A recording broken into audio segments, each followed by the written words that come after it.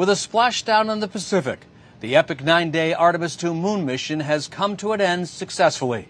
I'm Mark Strassman with CBS News at the Johnson Space Center in Houston. We've been following the progress of these 4 astronauts as they've looped around the moon, pushing deeper into space than any human ever has.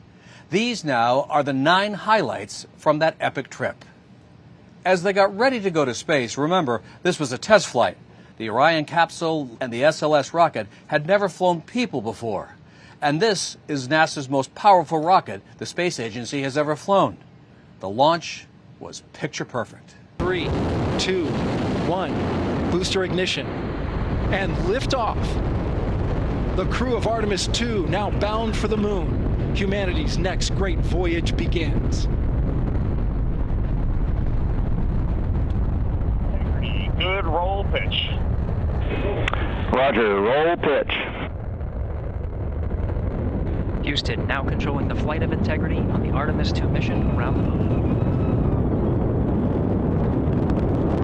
Integrity, AMT high. On their first day in space, the crew woke up to face a very busy 24 hours. And they wanted an answer to a question that would be mission shaping.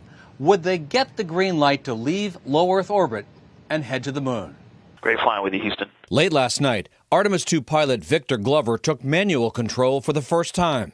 Just the beginning of the crew's intense, highly scheduled 24 hours of systems testing and engine firings. It's just 24 hours of intense work. Reed Wiseman, the mission commander, told us it would be a crazy first day. We are going really, really far away. And that one 24-hour orbit gives us time to check out all of our environmental control life support systems. Can it scrub our carbon dioxide? Can it keep us alive? Can we drink water? We've got to go get those things tested before we press out to the moon. 90% of this Orion capsule's life support system has never been tested before in space. The systems we're most focused on are the CO2 removal systems. Jeff Radigan is the mission's lead flight director. From Mission Control in Houston, he talked to us about CO2, carbon dioxide, a toxic byproduct of respiration. Orion has systems designed to scrub it from the crew's sealed cabin. In order to go to the moon, our CO2 scrubbing systems absolutely have to work. We can't go to the moon without them. That's a deal breaker. It is a deal breaker. NASA managers will meet later today for a critical decision, whether to approve sending the crew out of Earth orbit and off to the moon. It's the TLI engine burn or trans-lunar injection. After TLI, the crew's committed. They're days away from Earth if a major problem develops.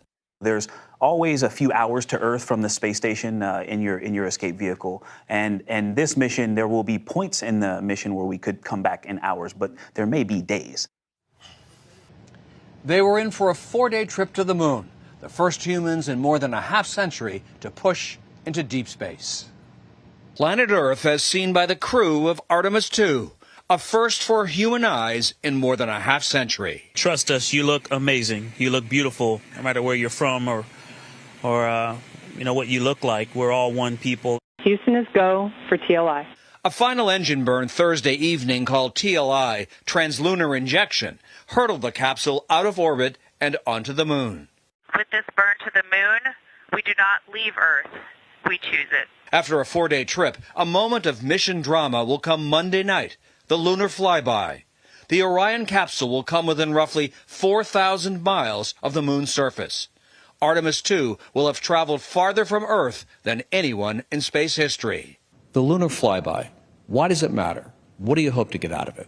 We're going back to the moon. We're going to stay there, right? And so this is the first step towards that. We'll obviously build upon that. Anticipation's building inside the capsule. It was really great to wake up this morning and look out the window and see the full moon off the front of the vehicle. There's no doubt where we are heading right now, and really appreciate all the work down there. Destination ahead, that small dot to the right, drawing closer by the second. With every passing second, they were heading deeper into space. The Earth behind them kept getting smaller, and the moon ahead of them kept getting bigger. It's incredible. Wow.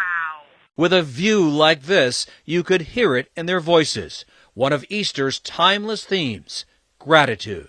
It is phenomenal. And the moon we are looking at is not the moon you see from Earth whatsoever. It's day 5 for Artemis II's test flight, and we had the chance to ask the crew, then 180,000 miles from Earth, what all of us have wondered. We've all watched a waxing moon from Earth. What's it like to watch the moon grow from space? We were catching glimpses of the far side, the side that you can never see from Earth. It just looked different out the window, and that is wild. It just really put our place in the universe in perspective. Tomorrow night, the Orion capsule will loop around the moon's far side, setting a new distance record from Earth. The space images they were sending back to Earth were jaw-dropping. There was also a deeply emotional and personal moment for the crew. It is awesome to see the side of the moon. Artemis II is over the moon, Earth's first lunar visitors in more than a half-century. The team and the Artemis II crew are ready to begin their lunar flyby. A lunar flyby passing within 4,000 miles of the moon's surface. It's just like we're a bunch of little kids up here. We cannot get enough of this. The crew earlier set a new long-distance space record, nearly 249,000 miles away from the rest of us. That's deeper into space than Apollo 13 in 1970. We, most importantly, choose this moment to challenge this generation and the next to make sure this record is not long-lived. The crew also named 2 craters on the moon's far side, one poignantly for a pediatric nurse and mother of 2, Commander Reed Wiseman's late wife, Carol. She died of cancer in 2020. Canadian astronaut Jeremy Hansen's voice cracked, naming the crater. It's a bright spot on the moon, and we would like to call it Carol. Mission Control watched hushed. The crew hugged. Their lunar flyby curled around the moon's far side, about 20% of it illuminated. The crew will spend hours taking pictures. While they were looping on the far side of the moon, they were in for 40 minutes of solitude, cut off from the rest of humanity. A solar eclipse seen from the far side of the moon. Earthset, our distant planet, all of us, sinking behind the lunar horizon. Among the remarkable new images from Artemis II's moonshot travelogue.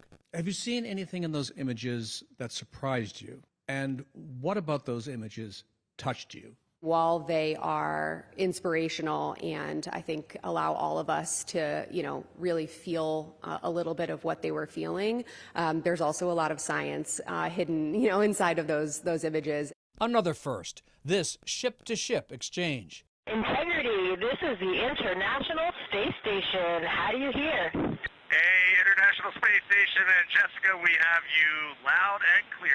The Orion capsule in deep space talking to the International Space Station in low Earth orbit. We just appreciate you, and it's fun to be up in space with you at the same time.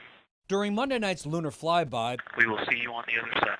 The Orion capsule disappeared behind the moon's far side. Roughly 40 minutes of radio silence. And then they were back. It is so great to hear from Earth again. Everyone, including President Trump, has so many questions. What is the most unforgettable part of this really historic day? Seeing all the sights that we've seen from Earth for all of our lives, but we're seeing them from a different perspective. Sights that no human has ever seen before, not even in Apollo, and that was amazing for us. We've seen the remarkable pictures, but imagine how it must have been to see the far side of the moon in person. NASA just released these dazzling photos, moon shots from the moon ship. The crew's view out their cabin window, a solar eclipse seen from the moon's far side. We just went sci-fi. For all this test flight's thrills, it's no success to NASA until the crew returns safely on Friday. When we enter the Earth's atmosphere, Flight Director Rick Henfling showed us how the Orion capsule will re-enter Earth's atmosphere. We talked to him at his desk in Mission Control. There's always things that we haven't thought of that will crop up and have us scratching our heads. So what keeps you up at night is what I haven't potentially thought about. It's the unknown unknowns. Now the moon was behind them and getting smaller, and the Earth was ahead of them and getting bigger. And they were clearly stunned by what they had just seen and experienced. There were holes that, craters that appeared to just be endless, bottomless pits. If Victor Glover sounds excited talking about this space odyssey, he is. They all are. Take this moment, seeing a solar eclipse from space. It is quite an impressive sight. It just blew us all away. I mean, you heard the reaction real time, and it was one of the greatest gifts of that part of the mission. Ahead was splashdown, their homecoming, and they had to hope that a critical fix to the capsule's heat shield was the right one. Artemis II's Trans-lunar thrill ride will come to a splashy finale. Integrity, this crew's Orion capsule, will hit Earth's atmosphere and drop 76 miles into the Pacific. Gravity's reminder to the crew they're home. I'm going to tell you, it's 13 minutes of things that have to go right. Especially the capsule's heat shield. Integrity will streak into Earth's upper atmosphere at 24,000 miles per hour. It will lose all radio communication for 6 minutes. Temperatures could hit 5,000 degrees. That's half as hot as the sun's surface. Without a functioning heat shield, no crew could survive. When you saw the cracks of the chunks, what was going through your mind? We've got to understand what happened, and we've got to make tough decisions about how to address it. Victor Glover's talking about the unpiloted Artemis I mission in 2022. This is video looking outside its blistering re-entry. Pieces of the heat shield keep flying off. Engineers later found holes and cracks pocking the shield's outer char layer. A crew would have survived, but it was worrisome. NASA decided to keep the same heat shield, but modify the trajectory of the capsule's return. They're confident it's the right fix, but it's a lingering concern. The rate of heat going to the heat shield is going to be different. Flight Director Rick Henfling will be in the hot seat tonight. He's overseeing Integrity's return. At what point are you able to exhale? Once the side hatch is open and we see 4 astronauts sitting on the raft. Southwest of San Diego, a Navy recovery team's already pre-positioned. NASA's Liliana Villarreal is in charge, responsible for 4 lives and a $1 billion capsule. We're very good at recovering the capsule, but this is the first time we're recovering the crew, and so we need to make sure that we do this well. All in all, it was an extraordinary test flight and a prelude to an eventual moon landing. Astronauts kicking up lunar dust for the first time since 1972. NASA hopes that will come with Artemis IV, scheduled for early 2028. We'll be watching. Thank you for watching. I'm Mark Strassman with CBS News in Houston.